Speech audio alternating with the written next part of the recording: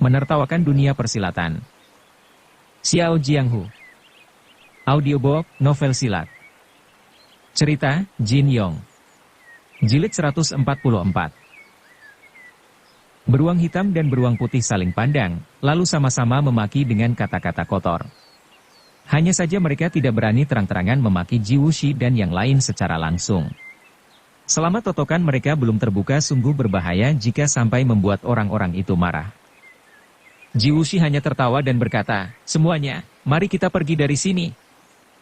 Mengikuti ajakan si kucing malam, orang-orang yang berkerumun itu lantas membubarkan diri. Ling Huchong juga ikut melangkah perlahan-lahan meninggalkan tempat tersebut. Ketika ia keluar meninggalkan pekarangan bangunan itu, tiba-tiba kembali terdengar suara ribut-ribut dari dalam. Begitu menengok ke arah datangnya suara, Ling Huchong melihat orang-orang sedang memandang ke atas sambil bergelak tawa. Ia pun ikut mengangkat kepalanya dan melihat di atas pohon gongsun kembali terdapat dua orang sedang tergantung-gantung dengan kedua kaki di atas. Setelah diperhatikan dengan seksama, ternyata kedua orang itu adalah Tian Boguang dan Biksu Bujie. Kontan saja Ling Huchong terheran-heran. Ia berpikir, Biksu Bujie dan Tian Boguang masing-masing adalah ayah dan murid adik Yilin. Bagaimanapun juga mereka tidak mungkin punya niat buruk terhadap perguruan Henshan. Justru sebaliknya, kalau perguruan Henshan mengalami kesulitan tentu mereka berdua akan tampil membantu. Tapi, mengapa mereka pun digantung di atas pohon? Siapa sebenarnya yang melakukan ini semua? Ling Huchong benar-benar tak habis pikir. Tadinya ia menduga ada orang sakti telah meringkus kelompok Nyonya Zhang bertuju, Yusun, sepasang beruang gurun utara, dan belasan lainnya karena kemungkinan besar mereka hendak mengacau di Gunung Henshan. Namun, dugaan itu langsung buyar begitu melihat Biksu Bujie dan Tian Boguang juga mengalami nasib yang sama. Sekilas terbayang suatu pikiran dalam benaknya, Biksu Bujie bersifat polos dan lugu seperti anak kecil. Biasanya ia jarang memiliki musuh. Tapi mengapa ia pun digantung orang di atas pohon? Ah, tentu ada orang yang sengaja bercanda dengannya. Untuk menangkap Biksu Bujie rasanya tidak mungkin dilakukan oleh satu orang saja. Kemungkinan besar pelakunya adalah 6 dewa lembah Persik. Akan tetapi, lantas terpikir pula olehnya tentang perkataan Zhu Qianqiu tadi, bahwa 6 dewa lembah Persik tidak mungkin mampu menulis kata-kata sebagus itu. Maka, dengan penuh tanda tanya Ling Huchong melangkah ke dalam pekarangan. Di tengah suara riuh gelak tawa orang banyak, ia melihat pada leher Biksu Bujie dan Tian Boguang masing-masing terpasang seutas pita kertas berwarna kuning yang mengandung tulisan. Pita yang berada pada tubuh Bujie bertuliskan, manusia tidak berperasaan nomor 1 di dunia, paling doyan perempuan. Sementara itu pita kertas pada leher Tian Boguang bertuliskan, manusia tidak berguna nomor 1 di dunia, sangat tidak becus bekerja. Begitu membaca kedua tulisan tersebut seketika timbul suatu pikiran dalam benak Ling Huchong, kedua pita kertas ini sepertinya salah pasang. Bagaimana mungkin Biksu Bujie dikatakan manusia yang paling doyan perempuan? Manusia yang paling doyan perempuan bukankah seharusnya dialamatkan kepada Tian Boguang? Sebaliknya, sebutan manusia tidak berguna seharusnya diberikan kepada Biksu Bujie. Dia ini hidup tanpa aturan, tidak punya pantangan sama sekali. Tidak pantang membunuh, tidak pantang makan dan minum, segalanya ia lahap. Sesudah menjadi biksu pun ia berani menikahi biksuni. Hanya saja sebutan tidak becus bekerja entah apa maksudnya. Akan tetapi, kedua pita kertas itu masing-masing terpasang dengan rapi di leher mereka berdua.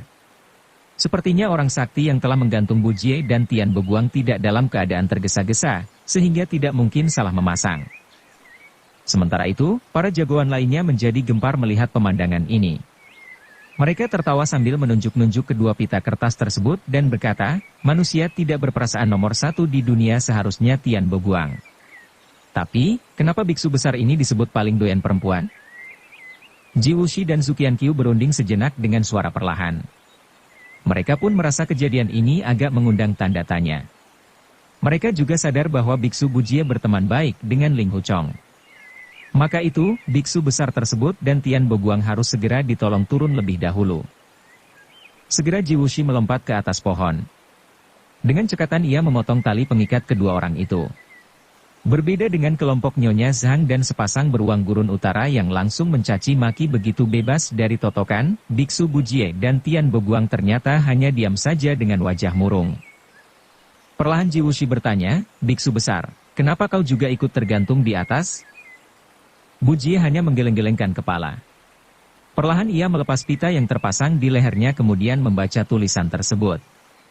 Setelah termangu-mangu cukup lama sambil memandangi pita tersebut, tiba-tiba ia menangis keras sambil membanting-banting kaki. Kejadian ini benar-benar di luar dugaan.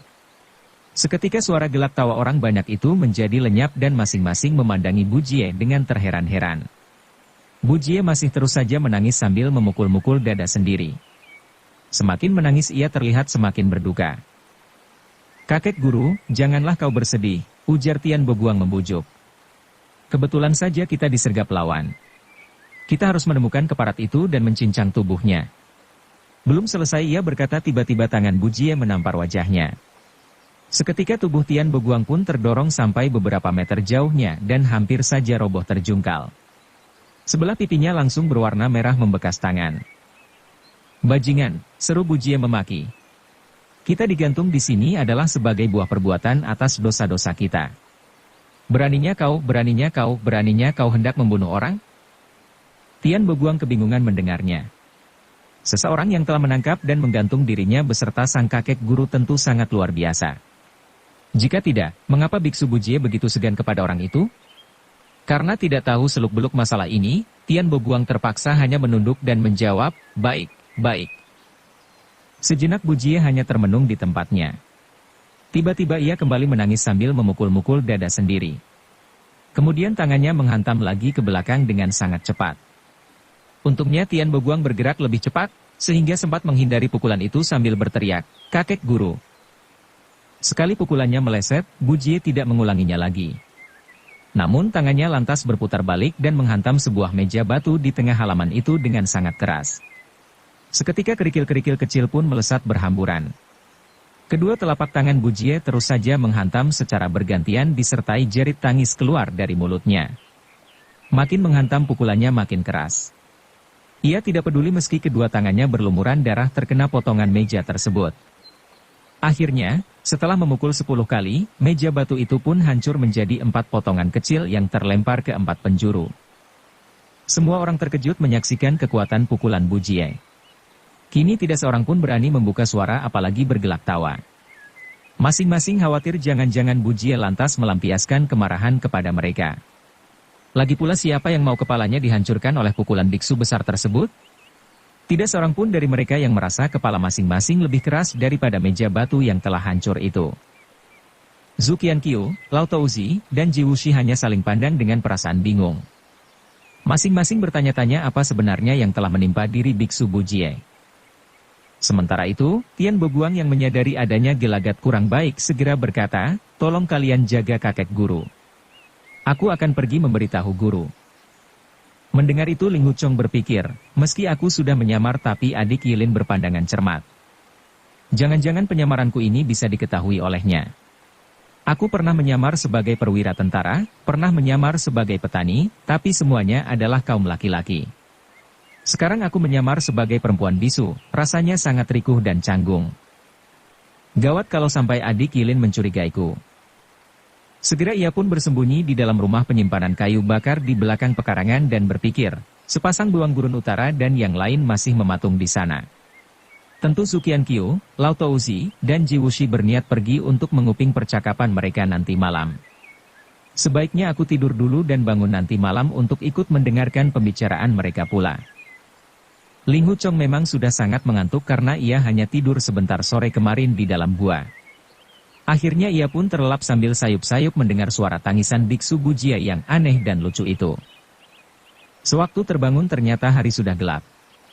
Ia pun melangkah ke dapur mencari nasi atau makanan lain di sana. Tidak seorang pun yang menaruh perhatian kepadanya. Beberapa lama kemudian, ketika suasana sudah sunyi, ia lantas berjalan memutar ke belakang gunung dan perlahan-lahan mendekati tempat sepasang beruang gurun utara dan yang lain dilumpuhkan. Sesudah agak dekat, ia pun berjongkok di seberang sebuah sungai kecil dan disitulah ia memasang telinga untuk mendengarkan. Tidak lama kemudian terdengar suara napas banyak orang di depan tempatnya bersembunyi. Paling tidak ada belasan orang yang tersebar di sekitar situ.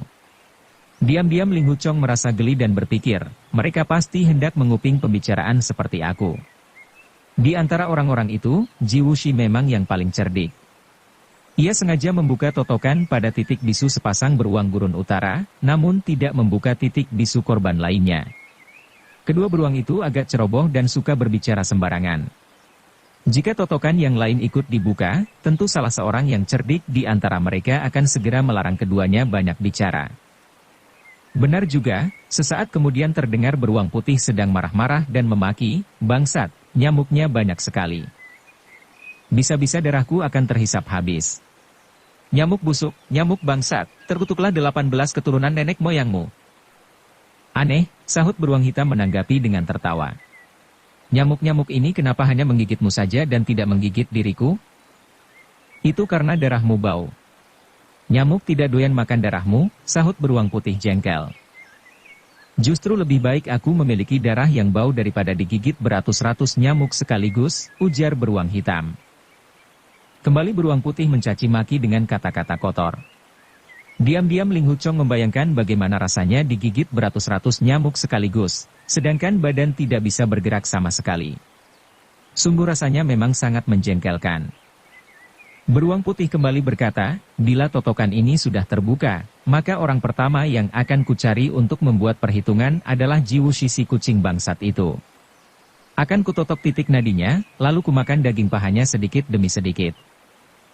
"Kalau aku lebih suka makan daging para biksuni muda itu," sahut beruang hitam sambil tertawa. "Kulit mereka halus, dagingnya putih, tentu jauh lebih lezat dan gurih." Beruang putih menukas, "Tapi Tuan Yu memerintahkan kita untuk menangkap para biksuni dan membawanya ke Huashan, bukan untuk memakan mereka." "Jumlah biksuni cilik itu ada beratus-ratus orang," jawab beruang hitam. "Kalau kita makan 2 atau 3 mana mungkin Tuan Yu bisa tahu?" Ling Huchong terperanjat mendengarnya. Ia merenung, "Hah, guru telah menyuruh mereka? Kenapa guru memerintahkan mereka menangkap murid-murid Henshan untuk dibawa ke Huashan? Apakah ini yang dimaksud dengan persekongkolan licik itu? Lantas, bagaimana mereka bisa menerima perintah dari guru?" Tiba-tiba kembali terdengar beruang putih memaki dengan suara keras, "Bangsat! Bajingan!" Beruang hitam berkata gusar, "Terserah kalau kau tidak mau memakan daging biksuni. Tapi kenapa pula harus mencaci maki seperti itu?" "Aku tidak memaki dirimu. Aku memaki nyamuk," sahut beruang putih. Bermacam-macam pikiran memenuhi benak Ling Huchong. Tiba-tiba ia mendengar suara langkah kaki berjalan mendekat ke arahnya. Orang itu berhenti tepat di belakangnya dan kemudian ikut berjongkok sambil menarik lengan bajunya secara perlahan. Ling Huchong sangat terkejut tak terkatakan. Ia berpikir, siapakah yang datang ini? Jangan-jangan penyamaranku telah diketahuinya. Perlahan ia menoleh. Di bawah sinar rembulan yang remang-remang dilihatnya seraut wajah bulat cantik. Ternyata yang datang itu tidak lain adalah Yilin. Perasaan Ling Huchong terkejut bercampur senang. Rupanya adik Yilin telah mengetahui penyamaranku. "Ah, aku sendiri memang kurang percaya diri dengan samaranku ini," pikirnya. Yilin tampak memiringkan wajahnya ke samping, serta sedikit memoncongkan bibirnya yang mungil itu seolah mengajak Ling Huchong pergi ke suatu tempat. Ia lalu berdiri dan tangannya terus saja menarik-narik lengan baju pemuda itu seperti ingin mengajak bicara di tempat yang agak jauh. Ling Huchong pun menurut dan mengikuti biksuni muda itu melangkah ke arah barat. Keduanya berjalan tanpa berbicara sepatah kata pun. Mereka menyusuri jalan sempit meninggalkan lembah Tongyuan. Setelah agak jauh berjalan tiba-tiba Yilin berkata, "Kau tidak dapat mendengar pembicaraan mereka, untuk apa pula berada di sana? Kenapa kau datang lagi ke tempat berbahaya itu?" Ucapan ini agaknya tidak ditujukan kepada Ling Huchong, melainkan hanya bergumam sendiri saja. Ling Huchong tercengang mendengarnya. Ia hanya berpikir, apa maksud perkataannya ini? Kenapa ia berkata aku tidak dapat mendengar pembicaraan mereka? Sebenarnya ia hanya memancing atau benar-benar tidak mengenali penyamaranku? Namun mengingat Yilin biasanya tidak pernah bergurau, kemungkinan besar gadis itu memang belum mengetahui penyamarannya. Yilin kemudian membelok ke utara, menuju ke arah celah tungku porselen. Setelah melintasi suatu tanjakan, akhirnya mereka pun sampai di tepi sebuah sungai kecil. Dengan suara perlahan Yilin berkata, "Biasanya kita suka berbicara di sini. Apakah kau sudah bosan denganku?" Sejenak kemudian ia lantas tertawa dan menyambung, "Kau tidak bisa mendengar semua ucapanku. Nenek bisu, justru jika kau bisa mendengar semua ucapanku, aku takkan bicara lagi denganmu. Melihat nada Yilin yang sungguh-sungguh, Ling Huchong yakin bahwa gadis itu mengira dirinya benar-benar si babu bisu penunggu kuil gantung. Tiba-tiba timbul pikiran nakal dalam benaknya, rupanya ia belum tahu penyamaranku. Aku jadi penasaran ingin tahu apa yang hendak dibicarakannya. Mengutarakan isi hati. Setibanya di bawah pohon, Yilin lantas mengajaknya duduk di atas sebongkah batu panjang. Ling Huchong sengaja duduk miring dan membelakangi sinar rembulan agar wajahnya tidak tampak dengan jelas. Dalam hati ia berpikir, apakah penyamaranku ini begitu mirip dengan babu bisu itu, sampai-sampai adik Yilin tidak dapat membedakannya? Mungkin karena tertutup oleh gelapnya malam sehingga lumayan mirip. Ternyata kepandaian Yingning dalam ilmu menyamar memang luar biasa. Yilin termangu-mangu memandangi bulan sabit di langit sambil menghela napas. Hampir saja Ling Huchong berkata, kau ini masih begitu muda, tapi mengapa menanggung beban begitu berat? Sebenarnya ada masalah apa? Untung saja ia segera ingat pada penyamarannya dan mampu menahan diri. Terdengar Yilin berkata lirih, Nenek bisu, kau sangat baik padaku. Aku sering mengajakmu ke sini dan mengutarakan isi hatiku kepadamu. Selamanya kau tidak pernah merasa jemu. Dengan sabar kau menunggu semua kisahku. Sebenarnya aku tidak sepantasnya membuatmu repot. Tapi kau memang sangat baik, bagaikan ibu kandungku sendiri. Aku tidak punya ibu. Jika punya, apakah mungkin aku berani berbicara kepadanya seperti apa yang telah kubicarakan kepadamu? Mendengar biksuni muda itu hendak membeberkan isi hatinya, Ling Huchong berpikir, sungguh tidak pantas kalau aku mendengarkan rahasia orang lain dan membuatnya tertipu seperti ini. Sebaiknya aku pergi saja. Perlahan-lahan ia pun mencoba bangkit dari duduk. Namun, Yilin lantas menarik lengan bajunya dan berkata, Nenek bisu, apakah kau hendak pergi? Suaranya terdengar penuh dengan rasa kecewa. Ling Huchong memandang sekejap padanya. Wajahnya tampak sayu, dengan sinar mata penuh permohonan.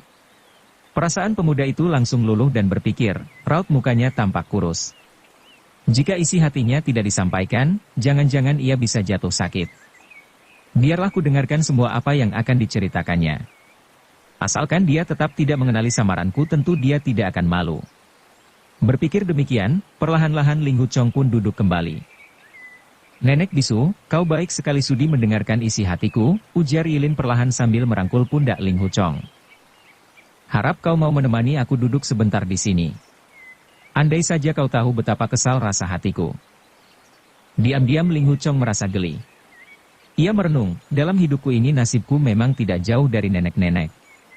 Dulu ketika pertama kali bertemu Yingning, aku mengira ia seorang nenek tua. Kini ganti adik Yilin yang mengira diriku seorang nenek pula. Entah berapa ratus kali aku memanggil nenek kepada Yingning. Kini aku harus bersiap-siap jika adik Yilin memanggil nenek pula kepadaku. Ini namanya hukum karma, barang siapa menanam, ia akan menuai hasil perbuatannya. Yilin terus saja berbicara, pagi tadi ayahku hampir saja mati gantung diri, apakah kau tahu? Dia dikerek tinggi-tinggi di atas pohon entah oleh siapa, pada tubuhnya ditempeli pula semacam pita kertas yang menyebutkan bahwa ayah adalah manusia tak berperasaan nomor satu di dunia, manusia yang paling doyan perempuan. Padahal seumur hidup, ayahku hanya memikirkan ibuku seorang. Entah atas dasar apa tuduhan itu dialamatkan kepada ayah. Pasti orang yang memasang pita itu telah salah tempel. Pita yang seharusnya dipasang pada tubuh Tian Boguang justru ditempel di tubuh ayah. Padahal, sebenarnya ini bukan masalah besar. Cukup robek dan buang saja pita itu sudah habis perkara. Tapi, kenapa pula ayah harus gantung diri segala? Ling Huchong terkejut sekaligus merasa geli. Ia berpikir, kenapa Biksu Bujie mencoba bunuh diri? Yilin mengatakan ayahnya hampir saja mati gantung diri, itu berarti Biksu Bujie belum mati. Mungkin saja ada rahasia lain yang tersembunyi di balik masalah ini. Rupanya adik Yilin terlalu polos dan tidak mengetahui gelagat pada diri ayahnya. Yilin menyambung, kemudian Tian Boguang berlari-lari ke puncak Jiansing untuk mencari diriku, tapi ia bertemu kakak Ihe. Tian Boguang pun dianggap telah melanggar peraturan berani sembarangan datang ke puncak Jiansing.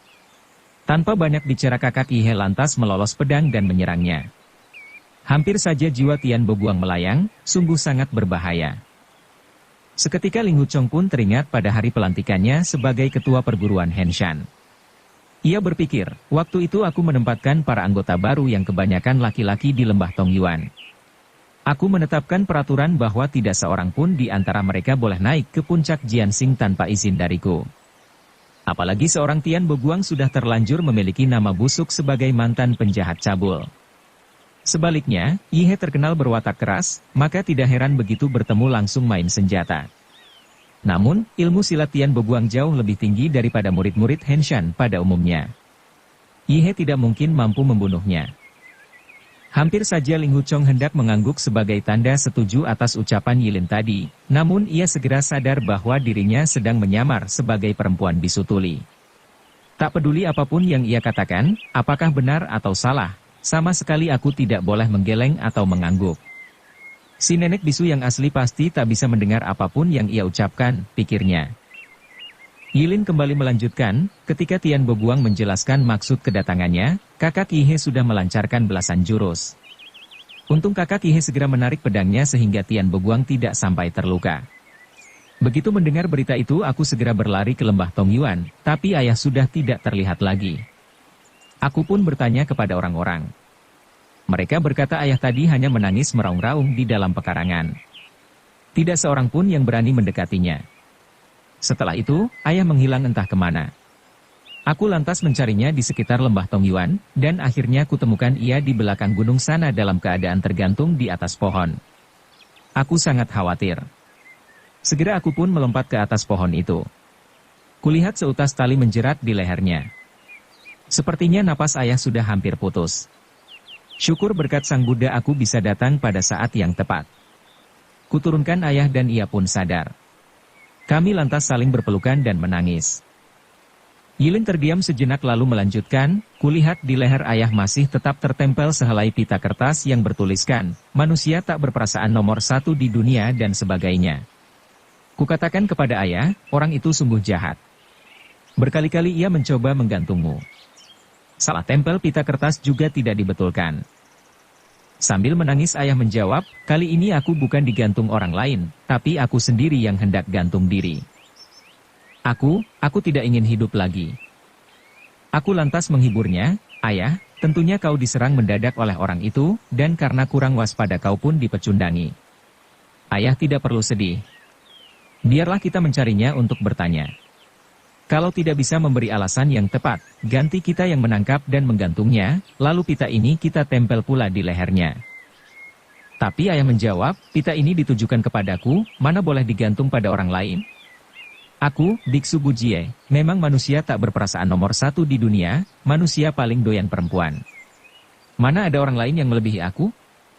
Dasar anak kecil, jangan sembarang bicara kalau kau tidak tahu seluk-beluknya. Wahai nenek bisu, ucapan ayahku ini sungguh aneh, bukan? Maka, aku pun bertanya, ayah, kau bilang pita kertas ini tidak salah pasang? Ayah menjawab, sudah tentu tidak salah. Aku telah berdosa kepada ibumu. Kau tidak perlu mengkhawatirkan aku, karena aku tidak ingin hidup lagi. Ling Huchong teringat Biksu Bujie pernah bercerita konon ia sangat mencintai ibu Yilin seorang. Namun, karena perempuan itu seorang biksuni, Bujie pun meninggalkan rumah dan menjadi biksu pula. Menurut jalan pikiran Bujie yang polos, hanya seorang biksu yang pantas menikahi biksuni. Peristiwa ini benar-benar aneh dan jarang terjadi. Bujie mengaku berdosa kepada Ibu Yilin, mungkin karena di kemudian hari ia jatuh hati kepada wanita lain. Pantas saja kalau ia mengaku sebagai manusia tak berperasaan, manusia paling doyan perempuan. Berpikir sampai di sini, Ling Huchong merasa agak jelas terhadap seluk-beluk permasalahan ini. Terdengar Yilin melanjutkan, karena ayah menangis dengan sangat sedih, maka aku pun ikut menangis. Sebaliknya, ayah malah kemudian menghiburku dan berkata, anak manis, jangan menangis, jangan menangis. Kalau ayah nanti mati, tentu kau akan sebatang kara di dunia ini dan siapa lagi yang akan menjaga dirimu. Kata-katanya itu justru membuat tangisku semakin keras. Diam-diam Ling Huchong melirik dan melihat air mata bercucuran di pipi Yilin. Dengan terisak-isak biksuni muda itu melanjutkan, kemudian ayah berkata pula, baiklah, aku tidak jadi mati saja. Hanya saja, aku merasa tidak enak terhadap mendiang ibumu. Aku pun bertanya, Sebenarnya apa dosa ayah terhadap ibu? Ayah menghela napas lalu menjawab dengan sedih. Sebagaimana yang sudah kau ketahui, semula ibumu seorang biksuni. Sekali melihat ibumu aku langsung tergila-gila. Bagaimanapun juga aku bertekad harus menikahi dia. Tapi ibumu menyatakan keberatan karena dia sudah menjadi biksuni, takut terhadap Sang Buddha. Lalu kukatakan bahwa aku yang akan menanggung akibatnya. Kalau Sang Buddha marah biarlah dia marah kepadaku dan aku yang dikutuk. Ibumu menjawab bahwa orang awam seperti diriku memang sepantasnya menikah dan punya anak, sedangkan ibumu sudah menyucikan diri dan mempersembahkan jiwa raga untuk agama. Bila sampai punya pikiran menyimpang, ibumu takut mendapat murka dari Sang Buddha. Kupikir ucapannya cukup masuk akal. Namun, aku sudah bertekad akan menikahi ibumu. Untuk menghindarkan ibumu dari derita bila kelak harus masuk neraka, maka aku pun menjadi biksu. Kalau Sang Buddha marah biarlah marah kepadaku. Andaikan harus masuk neraka biarlah kami suami istri masuk bersama-sama. Mendengar itu Ling Wuchong merenung, biksu Bujie sungguh berhasrat besar. Ia menjadi biksu justru untuk memikul beban dosa calon istrinya. Jika perasaannya sedemikian dalam, lantas mengapa ia kemudian berpindah ke lain hati? Yilin melanjutkan, aku lantas bertanya, apakah setelah itu ayah bisa menikahi ibu? Ayah menjawab, sudah tentu kami menikah. Kalau tidak, lantas dari mana kau dilahirkan? Hanya saja, ini semua memang salahku. Pada waktu kau berumur 3 bulan, aku menggendongmu berjemur sinar matahari di depan pintu. Aku menukas, berjemur sinar matahari apa salahnya? Ayah menjawab, bukan itu masalahnya. Kebetulan waktu itu ada seorang nyonya muda yang cantik lewat dengan menunggang kuda. Ketika melihat seorang biksu berbadan besar menggendong bayi mungil, ia pun memandang heran sambil memuji, cantik sekali bayi ini. Aku merasa senang dan menjawab, Anda sendiri juga sangat cantik. Nyonya itu tertegun dan bertanya, dari mana kau dapatkan bayi ini? Aku pun tersinggung dan berkata, apa maksud ucapanmu? Bayi ini adalah anakku sendiri. Nyonya muda itu kelihatan marah dan memaki, aku bertanya baik-baik, kenapa kau malah menggoda aku? Apakah kau sudah bosan hidup? Aku menjawab, menggoda bagaimana? Memangnya biksu bukan manusia, sehingga tidak boleh punya anak? Kalau kau tidak percaya, baiklah, akan kubuktikan padamu. Tak disangka nyonya itu bertambah marah. Ia lantas melolos pedang dan melompat turun dari kuda untuk kemudian menyerang diriku. Bukankah perbuatannya itu sungguh keterlaluan? Dalam hati Ling Wuchong merasa geli. Biksu Bujie benar-benar polos. Ia tidak merasa pantang berbicara apa saja. Ia mengatakan segala yang ingin ia ucapkan. Namun, bagi orang lain kata-katanya itu bisa jadi terkesan kurang sopan. Seorang biksu menggendong anak bayi memang sudah janggal, apalagi itu anak kandungnya sendiri. Kalau demikian kenapa tidak piara rambut saja? Terdengar Yilin masih saja terus bercerita, kukatakan kepada ayah, benar, nyonya muda itu memang agak galak. Sudah jelas aku adalah anakmu dan ini tidak bohong, tapi kenapa dia melolos senjata menyerang ayah? Ayah menjawab, benar.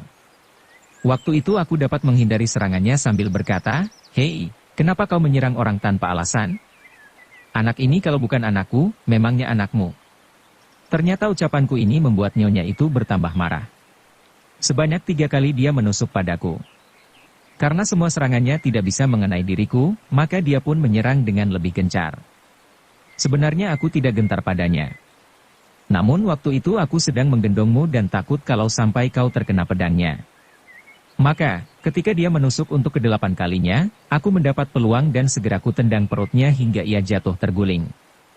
Nyonya itu lantas merangkak bangun sambil terus memaki, dasar biksu jahat tidak tahu malu, kotor dan rendah, suka melecehkan perempuan. Pada saat itulah ibumu pulang dari mencuci pakaian di tepi sungai dan mendengar caci maki wanita itu. Setelah memaki, perempuan itu lantas pergi dengan kudanya. Ketika aku mengajak ibumu bicara, ternyata ibumu tidak menjawab sama sekali, melainkan langsung menangis. Aku bertanya mengapa dia menangis, namun dia tidak menjawabnya. Esok paginya ibumu lantas menghilang. Di atas meja kutemukan secarik kertas bertuliskan, manusia tak berperasaan, suka main perempuan. Aku sangat sedih dan membawamu pergi mencari ibumu ke segala penjuru, tapi tak bisa menemukannya lagi. Aku pun berkata, mungkin ibu mendengar caci maki perempuan itu terhadap ayah dan menyangka ayah benar-benar telah menggoda perempuan itu. Ayah menjawab, benar, tuduhan itu memang tidak beralasan. Tapi kemudian setelah kupikir-pikir lagi ternyata tuduhan itu pun tidak salah. Sewaktu aku melihat perempuan itu, seketika timbul dalam pikiranku bahwa wanita itu memang cantik. Aku tidak hanya berpikiran demikian bahkan juga sempat memujinya memakai mulutku ini. Padahal, waktu itu aku sudah menikah dengan ibumu tapi tetap saja memuji kecantikan wanita lain, baik itu dalam hati maupun dengan ucapan. Aku memang manusia tidak berperasaan dan doyan main perempuan. Ling Hu Chong termangu-mangu menanggapi dalam hati, ternyata ibu adik Yilin sangat pencemburu. Ini benar-benar kesalahpahaman besar. Seharusnya ia sudi mendengar penjelasan Biksu Bujie sehingga permasalahan ini menjadi jelas. Yilin melanjutkan, aku lantas bertanya kepada ayah, apakah ayah bisa menemukan ibu atau tidak? Ayah menjawab, aku telah mencarinya kemana-mana, tapi tidak dapat menemukan ibumu.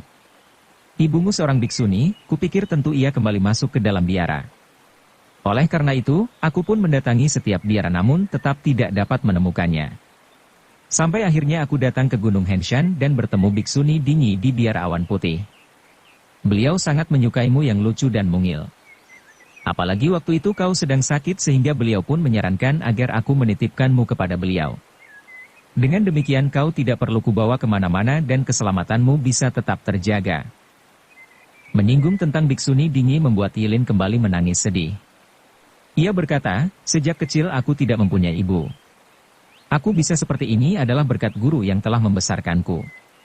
Akan tetapi, sekarang guru telah meninggal dibunuh orang, dan orang yang telah mencelakainya adalah guru kakak Ling Hu sendiri. Masalah ini benar-benar membuatku serba salah. Sama seperti aku, sejak kecil kakak Ling Hu juga tidak memiliki ibu, dan ia pun dibesarkan oleh gurunya. Bahkan dia lebih menderita lagi karena selain tidak punya ibu, juga tidak memiliki ayah. Sudah tentu ia sangat menghormati gurunya bagai orang tua kandung sendiri. Kalau aku membalas dendam guru dengan membunuh guru kakak Ling Hu, entah betapa sedih perasaan kakak Ling Hu. Yilin terdiam sejenak kemudian melanjutkan, menurut cerita ayah, setelah diriku dititipkan di dalam biara awan putih, ia kembali mencari ibu ke dalam setiap biara di dunia ini. Bahkan, ayah sampai mengunjungi tembok besar, Mongolia, Tibet, negeri barat, dan berbagai tempat terpencil demi untuk mencari ibuku. Namun, sedikit pun ia tidak mendengar berita tentang ibu. Berpikir demikian, ayah menduga ibu pasti sangat kecewa dan takut terhadap murka sang Buddha dan memutuskan untuk bunuh diri. Wahai, nenek bisu.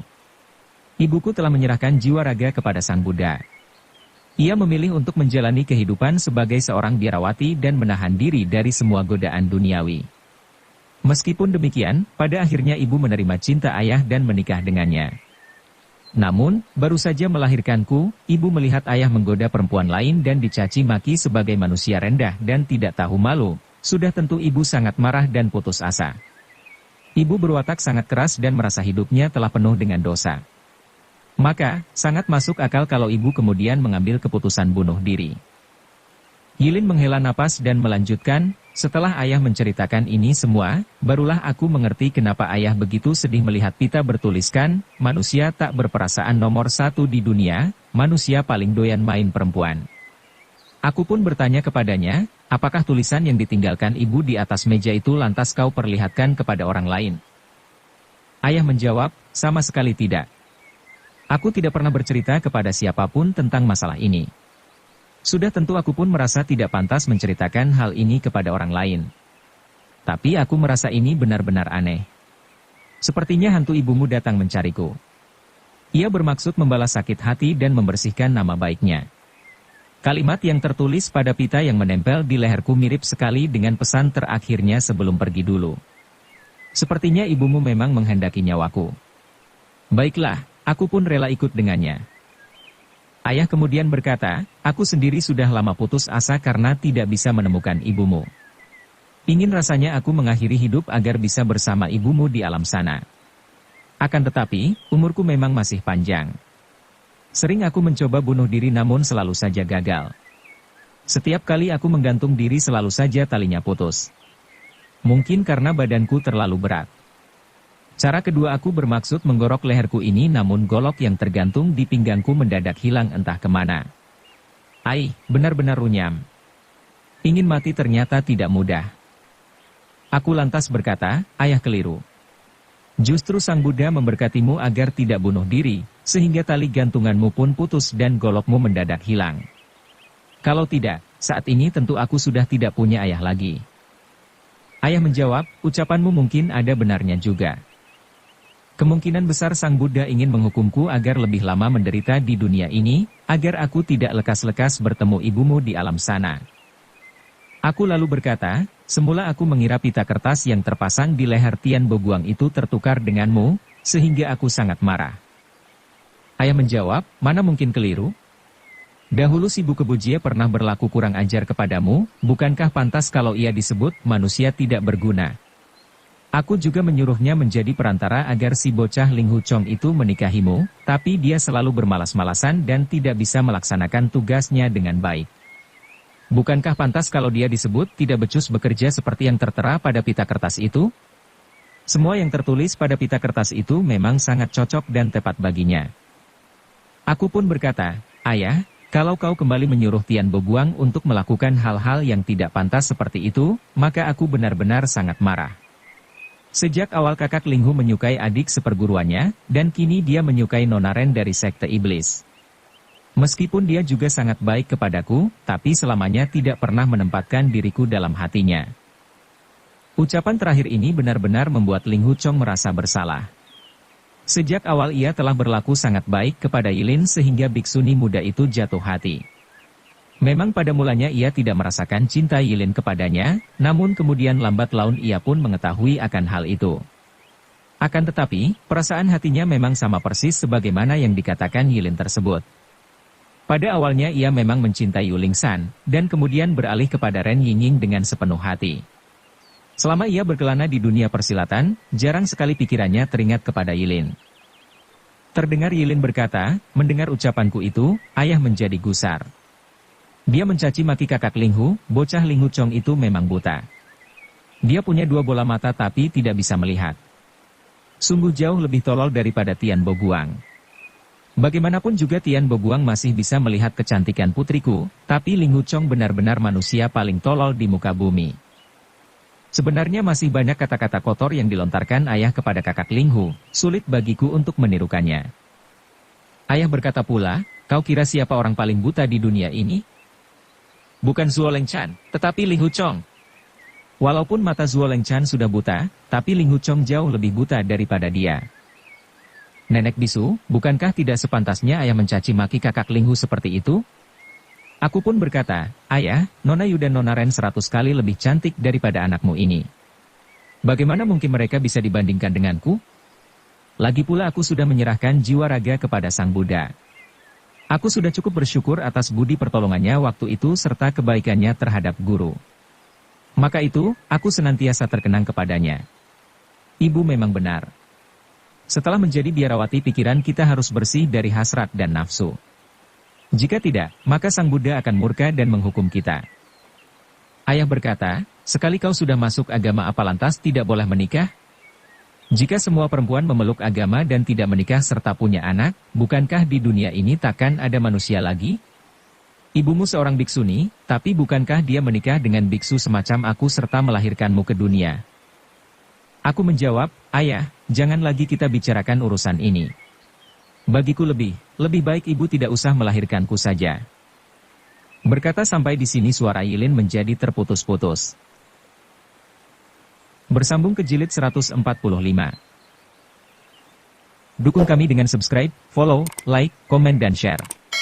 Terima kasih.